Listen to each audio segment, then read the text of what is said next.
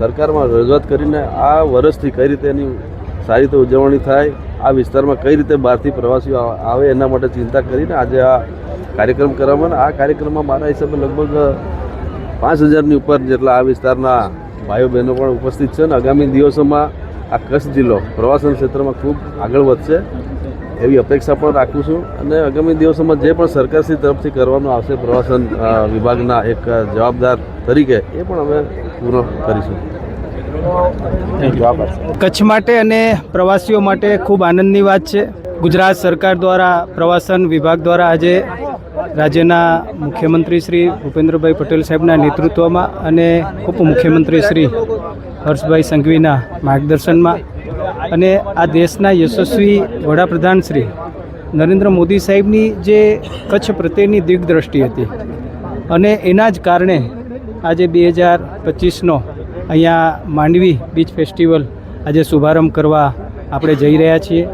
મંત્રી શ્રી આદરણીય શ્રી જયરામભાઈ ગામિત એમની ઉપસ્થિતિમાં આજે એનો પ્રારંભ થયો છે. 10 દિવસ સુધી ચાલશે અને આપણે જોઈ રહ્યા છીએ કે અલગ અલગ મ્યુઝિકલ કાર્યક્રમો, મનોરંજનના કાર્યક્રમો, અહીંયા મનોરંજન રાઇડ્સ, અહીંયા ફૂડ સ્ટોલ, અહીંયા ક્રાફ્ટ સ્ટોલ, આવા અલગ અલગ સ્પોર્ટ્સ એક્ટિવિટી, અલગ અલગ પ્રકારની એક્ટિવિટી પણ અહીંયા ઊભી કરવામાં આવી છે, જેના કારણે હજારો લાખો પ્રવાસી આવશે. અત્યારે જે પ્રમાણે આપણે જોઈ રહ્યા છીએ કે કચ્છની અંદર લાખોની સંખ્યામાં રણની અંદર પણ પ્રવાસીઓ આવી રહ્યા છે અને જેનો સીધો લાભ પણ આપણા સ્થાનિક કચ્છના લોકોને મળશે, વેપાર રોજગારને મળશે. હું આ દેશના વડાપ્રધાન શ્રી નરેન્દ્ર મોદી સાહેબ અને રાજ્યના મુખ્યમંત્રી શ્રી ભૂપેન્દ્રભાઈ પટેલ સાહેબનો આભાર માનું છું. છેક પ્રવાસનનું બહુ મોટું સ્થળ છે જે દુનિયાભરના નકશા ઉપર જો કચ્છને મૂક્યું હોય પ્રવાસન ક્ષેત્રે, એનો શ્રેય જો આપવાનો થાય તો દેશના વડાપ્રધાન આદરણીય મોદી સાહેબને જાય છે. આદરણીય મોદી સાહેબ જ્યારે મુખ્યમંત્રી હતા ત્યારથી એમણે માંડવીનો બીચ હોય, માંડવીની અંદર સેન્ડ આર્ટની વ્યવસ્થા હોય. અમિતાભ બચ્ચન પણ અહીંયા માંડવીના બીચ ઉપર આવી ગયા છે.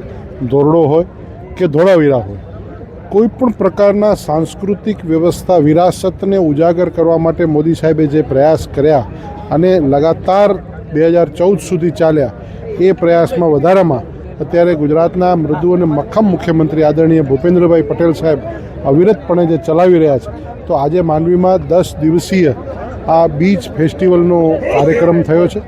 એને હું સરકારશ્રીને, પ્રવાસન વિભાગને સૌને અભિનંદન આપું છું અને આપણા માધ્યમથી હું નિમંત્રણ આપવા માગું છું કે કચ્છના કોઈ પણ છેડેથી કે ગુજરાતના કોઈ છેડેથી આપના સમાચાર જોતા લોકોને આ હેતાળ હૃદયના લોકો રેતાળ દરિયા કિનારા ઉપર બોલાવે છે. પંડિત શ્યામજી કૃષ્ણ વર્માની ભૂમિ આપને ફરવા માટે બોલાવે છે. અહીંનું પ્રવાસન તમને ફરવા માટે બોલાવે છે. તમે આવો અને સાથે મળીને આ પ્રવાસનનો જે અત્યારે એટલા બધા સારા સારા કલાકારો, જે આંતરરાષ્ટ્રીય કક્ષાના કલાકારો છે, એ કલાકારો પરફોર્મ કરવાના છે. એ કલાકારોનું પરફોર્મન્સ જોવા માટે આવો. વિનામૂલ્યે છે, કોઈ જાતની ટિકિટ નથી, કોઈ જાતનો ખર્ચ નથી. માત્ર તમે ફરતા ફરતા આવો અને આનંદ લ્યો. એના માટે જનપ્રતિનિધિ તરીકે આવકારું છું અને ફરીથી બધાને શુભેચ્છા પાઠવું છું. ઘણા લાંબા સમય પછી આ માંડવીના રમણીય બીચ ઉપર હું આ રેત શિલ્પ જોઈ રહ્યો છું. 2006માં જે તે સમયે તત્કાલીન ગુજરાતના મુખ્યમંત્રી અને હાલના વડાપ્રધાન શ્રી મોદી સાહેબે માંડવી બીચ ઉપર અને માંડવીની જનતા, આ સમુદ્રની વાત કરીએ તો રમણીય બીચ છે.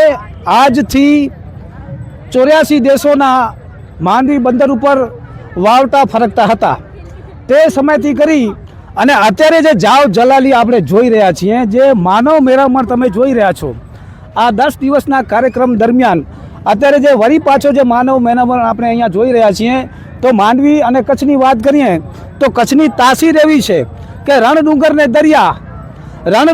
દરિયા જુદા વાણી અને વેશ, હેને વતન તા હું વારી વના એડો કચડો મૂજો દેશ. તો ગુજરાત ટુરિઝમને અને સ્થાનિક તંત્રને ખૂબ ખૂબ ધન્યવાદ કે આ વરી પાછો માનવ મેળામણ આ માંડવીના દરિયા કિનારે તમે જોઈ રહ્યા છો. ધન્યવાદ.